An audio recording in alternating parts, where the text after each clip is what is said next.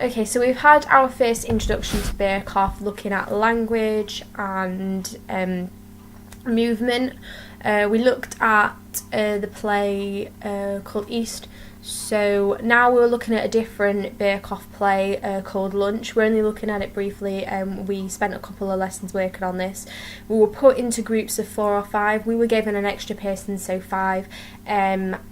Where even though there's only 2 characters in Lunch is based around 2 main characters meeting each other on a park bench, and the mix between internal and external feelings that are all said to the audience. So the differential that the actors would usually make obvious to the audience would be the tone, would be the way that they held themselves in saying the difference between internal and external thoughts. Whereas with groups of 4 or 5, we were given separate characters for internal and external. So here you can see Leah is playing the external woman and I am internal woman. Over here we have Bella who will be playing the external male, and Peter the internal male, and we have Izzy who's playing the narrator, as we had an extra person. So I'm going to talk about how this went, or what we learned from this piece, and how we're going to use what we've learnt from here when we actually start going into our bigger piece, our bigger Berkoff piece. So here we set up a park bench using 3 chairs.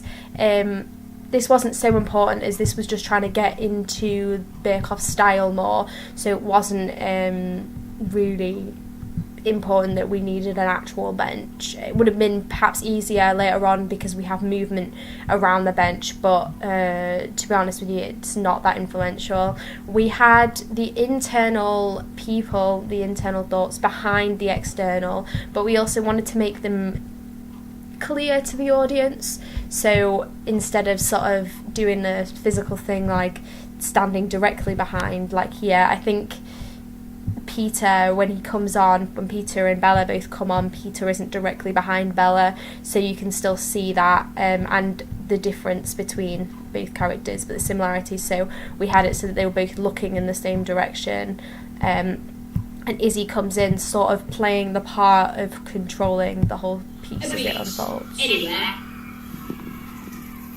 a woman faces the sea. So here, trying to create the same movement. Obviously, because the internal thoughts are just internal, no one can see them. So the characters themselves might be able to, but because it's their internal thoughts, but the narrator can't. Man is great. Left to right.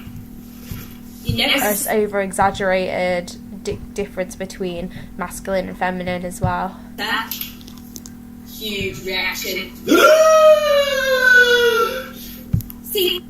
So with the over-exaggerated aspect, I think that we're playing with here, that Peter's the internal is way more over-exaggerated, actually makes the noises, whereas Bella is the initial reaction. I think that she should try trying to conceal it more, but this is hard to do as you want there to be some sort of reaction. She's unsure whether to come or go. She senses in behind her. Examine each other briskly. Blue eyes, nice. I like that.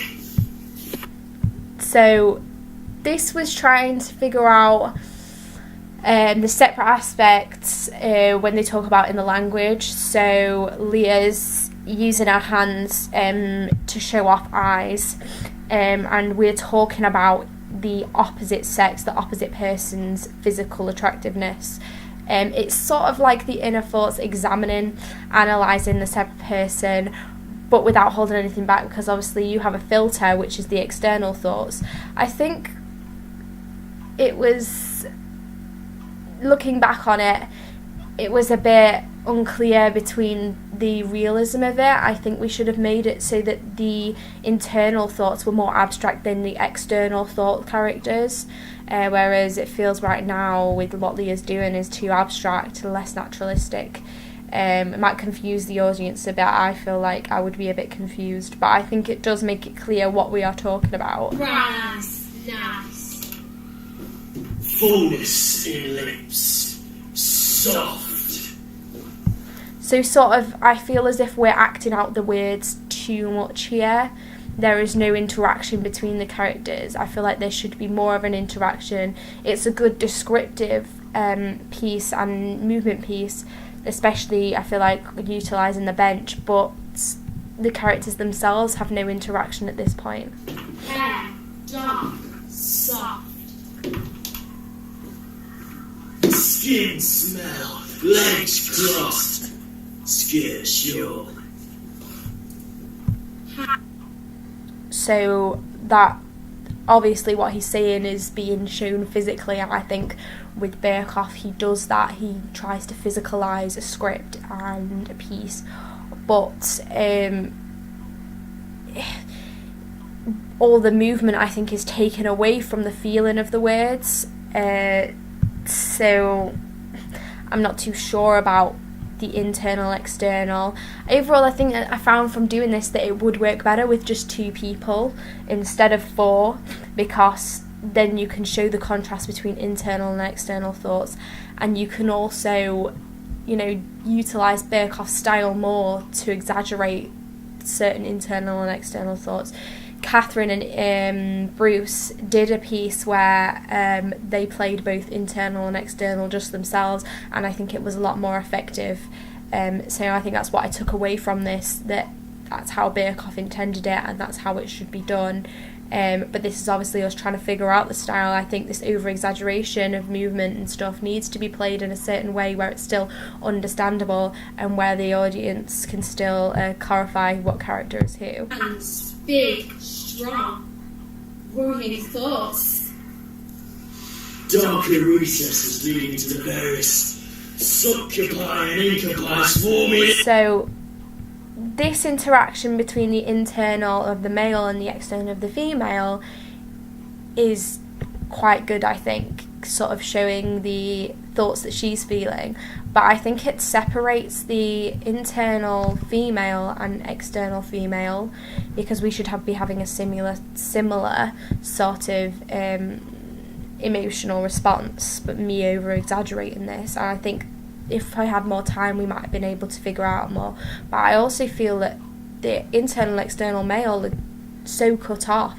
I think it sort of took in turns, so with each line the other 2, like Peter would say his line over here and there would be some sort of attention drawn here because of the physicalisation and because of the over-exaggeration and the feeling of these words.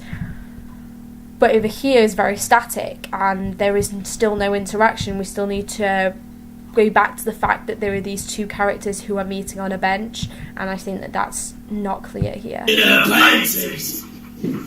Swimming nose, eyebrows, teeth, mouth. Those clones of cotton roses. A therapist, devouring, like to be. No. I think we should have made more of a thing of that as well, going back to our external bodies, so how almost like the soul of the internal body is drawn back to its external body and it feels out of place in the others. It also could be clearly shown by invading space, so we could have shown the internal thoughts invading the external thoughts and external body more by going into their personal space, personal areas. I think this would provide the link more clearly, because obviously we know what's going on, but if an audience comes to watch this, I don't think they would make the link that these are the internal and external thoughts necessarily throughout the whole piece. That wasn't a very smooth transition. I think we need to go back to the ideas of staccato and defined movements. Some movements so far have been quite defined, but it still feels like I don't think how exactly Berkoff would intend an adaptation of his piece. Who is he? How does he? Who does he? So the movement of the head I thought was quite good. That brings it back to one character and the controlling nature, and the movement of the hands moving the head without even touching it. However, I feel I'm drawn back to Izzy again. because we were given 5 characters, 5 people, it was a lot harder. I think the more people you were given with a 2-people play, it was harder. And the narrator wasn't really doing much here, so we could have incorporated her more as well. Those summer, smelling times. Bird-like. Hawk-like. Predator.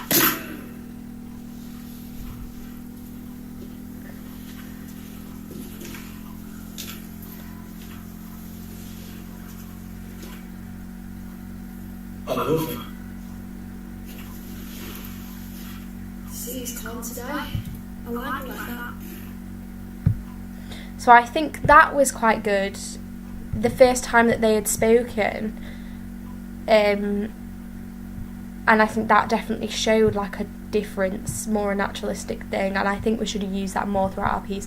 So I'm not sure whether this will work with the other Berkoff pieces we look at, but I think definitely if there are more rude parts and the change in pace is important in Berkoff style. I think if there is an external and internal, we need to figure out the mix between abstract physical theatre and how the language is used with naturalism and other things. Obviously Berkoff style isn't very naturalistic, but there still needs to be a difference, and we could use things like pace, as we figured out towards the end of this, and tone and physicalisation.